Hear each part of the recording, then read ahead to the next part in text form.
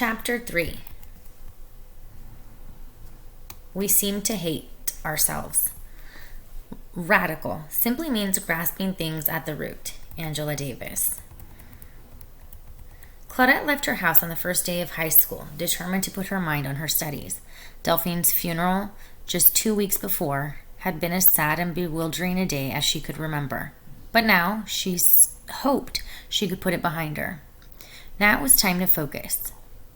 Booker T. Washington High, whose sports teams were known as the Yellow Jackets, was one of Montgomery's 2 public high schools for black students, the other being George Washington Carver High. Almost all the sons and daughters of Montgomery's working-class black families went to either Washington or Carver, with a few Catholic students attending St. Jude's, and many of the children of Montgomery's black professionals enrolled at other private schools.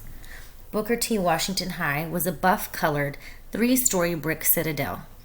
The glass in the lower windows was painted white so students couldn't look out at the street. Desktops were gouged and book covers cracked. Pages were torn from years of use. There was so little money from city funds that each year the principal put on a fundraising event to buy desks, books, and equipment for the cafeteria.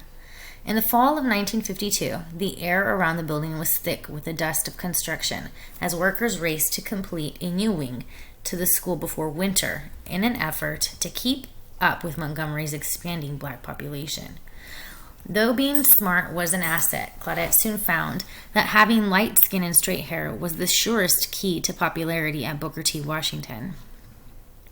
Many girls woke up early and spent hours applying hot combs to their hair, trying to straighten it to look, as some said, almost white. But Claudette's hair wouldn't stay straight or flat no matter how long she pressed it, and her skin was very dark. On top of that, she was from King Hill, a neighborhood she loved but others scorned. And no matter how hard she fought it, Delphine's death had left her feeling raw and lonely, especially when she passed the spot each day where her sister had always waited for her after school. Suddenly alone, Claudette started life as a Yellow Jacket, feeling she was at the very bottom of the social heap. Claudette. Right after Delphine died, I became very sensitive. Just about any cruel word or insult could start me crying, even if it was aimed at someone besides me. One thing especially bothered me. We black students constantly putting ourselves down. If you were dark complexioned, they'd call you nappy-headed. Not nappy-haired, nappy-headed. And the N-word, we were saying it to each other, to ourselves. I'd hear that word and I would start crying. I wouldn't let people use it around me. How could you hear such things and not feel emotional? When girls said things like that, it was bad enough. But when boys said them to you, it really hurt. For some reason, we seem to hate ourselves. We students put down our hair texture and skin color all the time. Can you imagine getting up in the morning every day and looking in the mirror and saying to yourself, I have bad hair? Or, I'm black and nobody likes me? The football players went for the girls with flowing hair and lighter skin. And who could grow wavy, shoulder-length hair? It'd be a biracial kid. The girls with the darkest complexions never got picked to be queen of anything. Middle-class black girls would always try to separate themselves from dark-skinned girls like me and emulate white girls. Tragedy struck once again in November when Claudette's schoolmate and neighbor, 16-year-old Jeremiah Reeves, was arrested and charged with raping a white housewife. Reeves confessed to the crime. Police quickly expanded the charges, claiming that he was responsible for raping 6 white women after breaking into their homes. Blacks in Montgomery were furious. Most were convinced that the police had forced him to confess. One of the authorities had led him to the death chamber, threatening that if he did not confess at once, he would burn there later. Martin Luther King Jr., then the new pastor at the Dexter Avenue Baptist Church, wrote, After a brief trial, an all-white jury sentenced Reeves to death in the electric chair. This brought blacks throughout Alabama to a boiling point. Even if Reeves was guilty of the charges, something few blacks believed, he hadn't killed anyone. Why should he pay with his life? Blacks knew that no white man accused of a similar crime against a black woman would have been convicted at all, let alone sentenced to death. The verdict radicalized many students at Booker T. Washington High. Reeves was a popular senior, widely admired as a talented drummer. He hadn't fled from the police. In fact, he had turned himself in. Everyone had always predicted Jeremiah Reeves would go somewhere special. Now he wasn't going anywhere at all, unless something could be done. He would languish on death row until he turned 21 and became legally old enough to take the short walk from his cell to the electric chair. Jeremiah's plight pulled Claudette's attention away from her personal difficulties to the injustices blacks faced everywhere. She went to rallies, wrote letters to him in prison, and collected money for his legal defense. The effort to support Jeremiah Reeves became the first time many black teenagers in Montgomery ever acted to address injustices outside their own personal problems. Claudette Colvin was one of those teens. Claudette. Jeremiah Reeves' arrest was a turning point in my life. That was when I and a lot of other students really started thinking about prejudice and racism. I was furious when I found out what happened. Jeremiah lived right below us on the hill. I knew him well and admired him like everybody else did. We girls thought he was like a rock star because he was so stylish. He always wore a starched, clean shirt, and there was never a spot of mud on his shoes. He was a wonderful drummer in the school band and in bands around town. The NAACP was called in to take his case. That was the first time I had ever heard of them. I think that's why the jury sentenced him to death, to show that the NAACP couldn't take over the South. Everyone talked about Jeremiah Reeves at school. There were rumors that the jailers pulled out his fingernails and tortured him. One girl hid in a delivery truck and got into the jail but didn't make it to his cell. We showed movies to try to raise money for his lawyers. I would take whatever we raised to his mother. The hypocrisy of it made me so angry. Black girls were extremely vulnerable. My mother and my grandmother told me never to go anywhere with a white man, no matter what. I grew up hearing horror story after horror story about black girls who were raped by white men and how they never got justice either. When a white man raped a black girl, something that happened all the time, it was just his word against hers, and no one would ever believe her. The white man always got off, but now they were going to hold Jeremiah for years as a minor just so they could legally execute him when he came of age. That changed me. That put a lot of anger in me. I stayed angry about Jeremiah Reeves for a long time. In 1954, the U.S. Supreme Court threw out Reeves' conviction and ordered a new trial. By then, Reeves had retracted his confession, insisting he had been forced by police to make it. For the rest of his life, he maintained he was innocent. But after 2 days' testimony, the new jury, again entirely white, took only 34 minutes to restore Reeves' death sentence. Now all hope was gone. Many at school wept for their classmate, but Claudette fumed. Why did everyone accept injustice? How could adults complain at home about the insulting way they were treated at work and then put on a happy face for their white employers? Why did her classmates worry about good hair when they had no rights? When was anybody ever going to stand up? Claudette was still furious about Jeremiah Reeves' plight when on the first day of her sophomore year, she met someone who gave her the confidence to transform her anger into action. Claudette.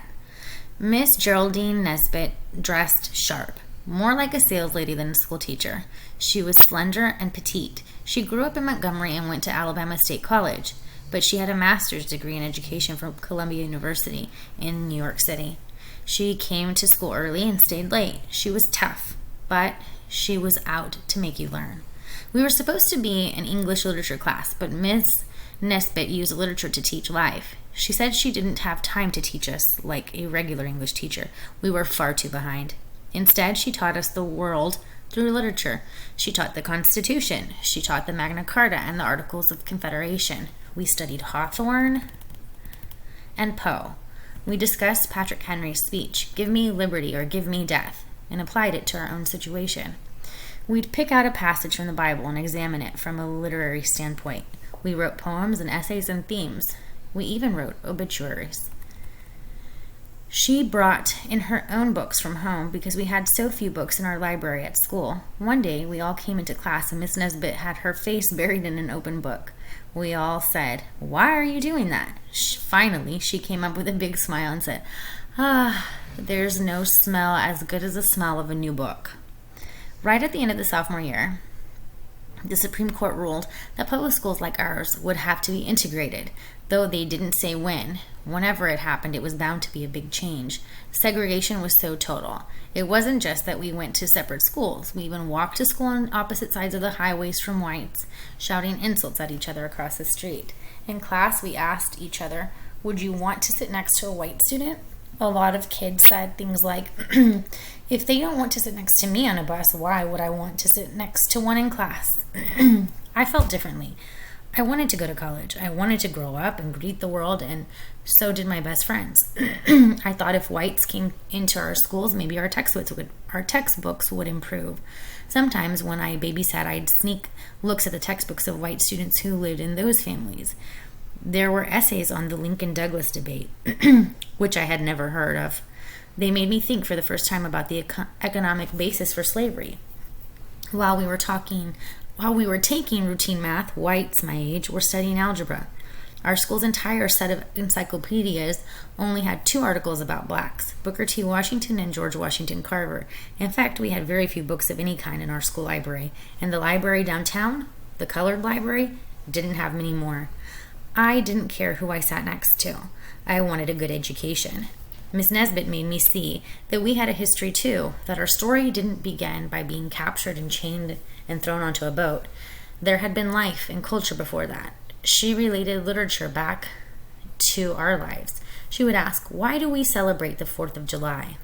Independence Day, when we are still in slavery? Why are there no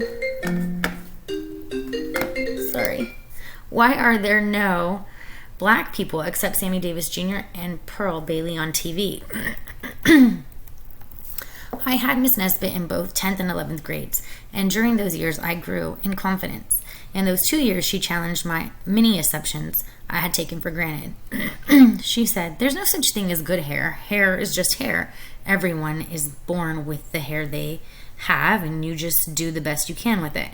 Same with skin color." She wanted us to love whatever color we were.